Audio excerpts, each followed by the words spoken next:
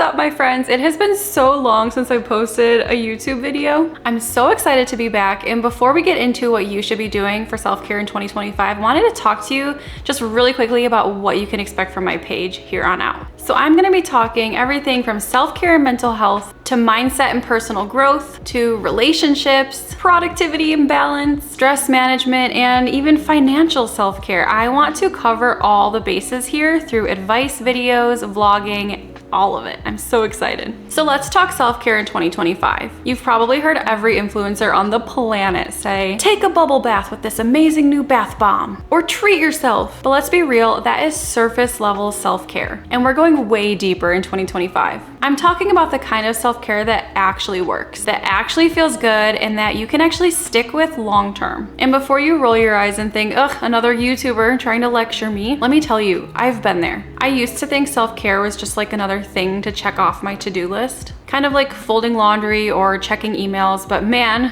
was I wrong. Here's the thing, a few years ago, I was sort of a hot mess. Between teaching full-time, trying to be the perfect friend, partner, daughter, you name it, I completely burned out. My version of self-care back then was spending way too much money on candles at TJ Maxx and skincare that I didn't even need and that probably wasn't even really good for my skin anyways. Sure, it was fun and felt good to do in the moment, but my mental health did not benefit long-term from doing those things. It wasn't until one day a friend called to check in on me, and I never thought that I would have to be the friend that people would have to check in on, so that was really hard. It was just a simple, hey, how are you really doing? And then I realized that something had to change. So this little moment of connection reminded me that self-care isn't just about me. It's honestly about leaning on others, finding balance, and building a life that feels good from the inside out. So let's dive in. First on the list for this year is to put your phone down.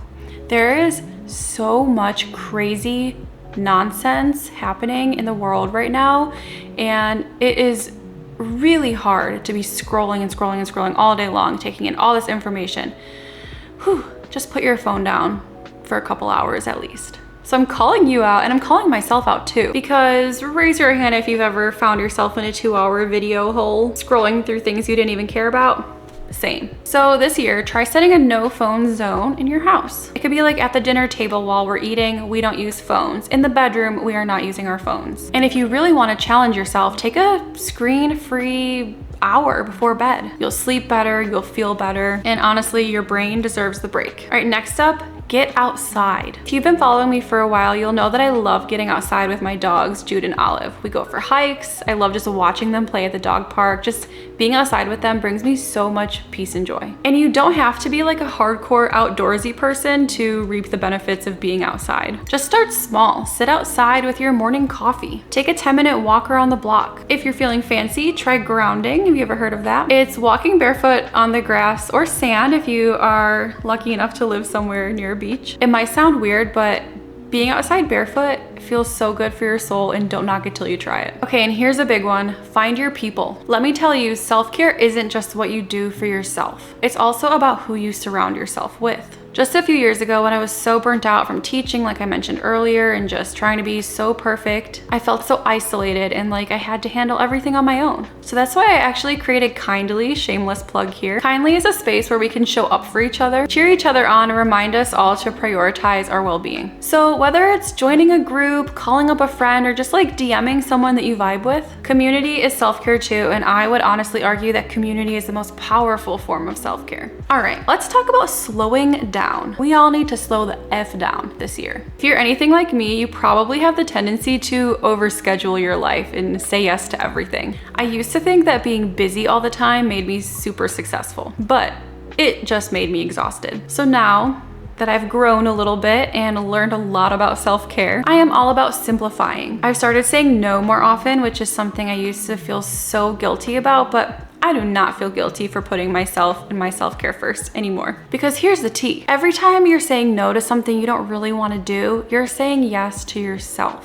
Try it. And while we're here, I want to tackle a myth that self-care is expensive. It's not. It's just absolutely not. Self-care can be as simple as making a playlist that makes you happy and listening to it when you need a little boost. It could be journaling for 5 minutes or having a spa night with products you already have. I love borrowing books from friends or the library, finding free yoga videos on YouTube, or even just lighting a candle that I already own and just being really mindful and in the moment and enjoying it. So think about the little things you have like laying around your house already, like a journal, plants. You think about how you can use them to have some self-care moments to yourself. All right, now let's talk about the ultimate self-care move, and that is getting enough sleep. Listen, I used to be the queen of staying up late, scrolling social media and convincing myself that I'd survive on 4 hours of sleep. Don't be like me.